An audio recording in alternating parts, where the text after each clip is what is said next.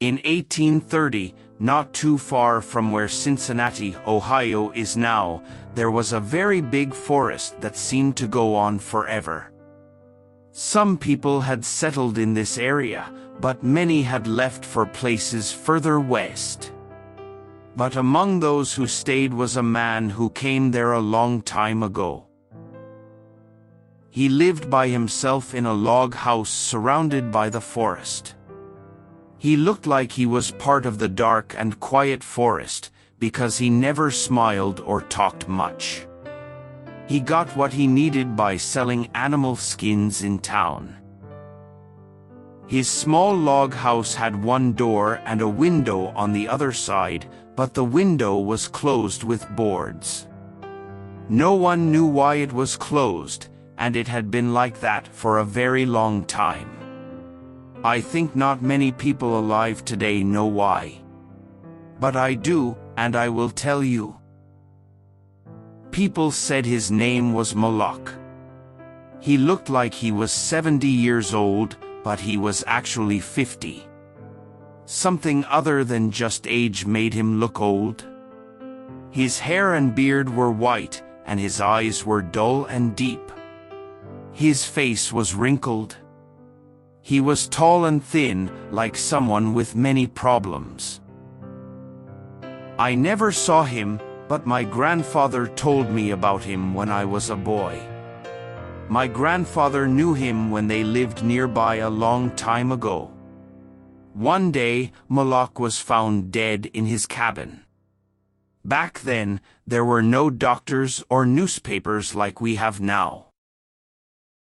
People probably thought he died from natural causes, or someone would have told me. I only know that he was buried near his cabin, next to where his wife was buried. She had died many years before him, so people didn't remember much about her. That's the end of the true story, except for something that happened many years later. I was brave and went to the cabin ruins and threw a stone at it. I ran away because I thought there might be a ghost there. All the boys in the area knew about it. But there's more to the story that my grandfather told me. When Moloch built his cabin, he was young and strong. He worked hard to make a farm and he hunted to support himself. He also had a wife, a good and loving woman. She was brave and cheerful, even in dangerous times. We don't know her name, but they loved each other a lot and were happy. One day, after he had been hunting far away, Moloch came back to find his wife very sick. She was confused and had a fever. There were no doctors or neighbors nearby. He couldn't leave her alone, so he tried to take care of her.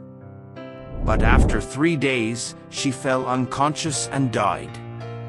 From what we know about Moloch, we can guess some details from my grandfather's story. When he was sure she was dead, Moloch knew he had to prepare her body for burial. He made some mistakes while doing this. He did some things wrong and had to do other things over and over. He was surprised that he didn't cry, and he felt a bit ashamed. It's usually sad to not cry when someone dies. Tomorrow, he said loudly, I'll need to make a box for her and dig a hole in the ground. And then, when she's not here anymore, I'll feel her absence. But for now she's gone, but it's okay, it has to be okay somehow. Things can't be as bad as they seem. He stood by his wife's body as the light was disappearing. He arranged her hair and made some final touches. He did it without really thinking, but with care. Yet in his mind, he felt that everything was okay, that he'd have her back like before, and everything would make sense. Moloch hadn't experienced such deep sadness before. He couldn't handle all the feelings. His mind couldn't grasp it. He didn't know how deeply he was affected. He'd realize that later and never forget. Deep sadness affects people differently. It can hit someone like a sudden shock, making all emotions more intense. To others, it's like a heavy blow. Moloch might have been affected that way. After he finished his tasks, he sat down next to the table where his wife lay. He noticed how pale her face looked in the growing darkness. He rested his arms on the table and buried his face in them, without tears and very tired. Then a long, eerie sound came through the open window. It was like the cry of a lost child deep in the dark forest. But he didn't move. He heard that strange cry again, closer this time. Maybe it was an animal or perhaps just a dream. Moloch was asleep. Hours later, he woke up, lifted his head, and listened carefully. He didn't know why. In the dark, beside his wife's body, he remembered everything without being shocked. He strained his eyes to see, he wasn't sure what. His senses were alert. He held his breath.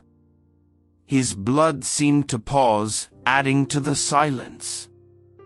Who or what had woken him up, and where was it?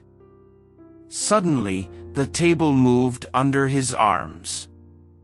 At the same time, he heard or thought he heard light, soft footsteps, one after the other. Like someone walking barefoot on the floor. He was so scared that he couldn't cry out or move. He waited, waiting in the darkness for what felt like a very long time. A kind of fear that one can understand but still survive. He tried but couldn't say his wife's name.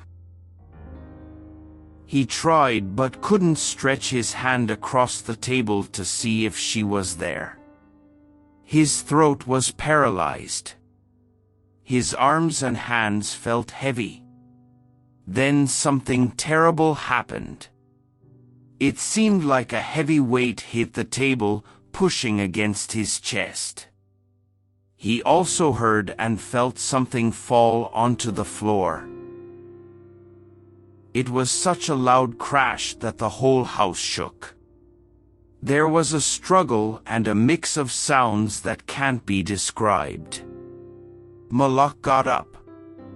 Extreme fear made him lose control. He put his hands on the table, but there was nothing there. Fear can turn into madness, and madness makes you act. Acting like a madman, Moloch ran to the wall without a plan. He grabbed his loaded rifle and fired it without aiming. The rifle's flash lit up the room brightly. He saw a big, fierce panther dragging his wife toward the window. The animal's teeth were on her throat. Then it got darker than before, and everything was quiet. When he woke up again, the sun was high, and the forest was full of singing birds. His wife's body was near the window where the animal had left it when scared off by the light and gunshot.